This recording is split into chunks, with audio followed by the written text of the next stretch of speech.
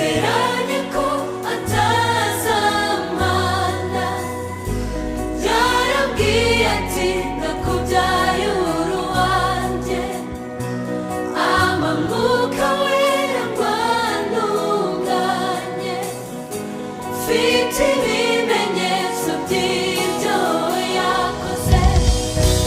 Yewe rupfu we, urubori rwawe ruri he? Zahoraho kuko ahoraho.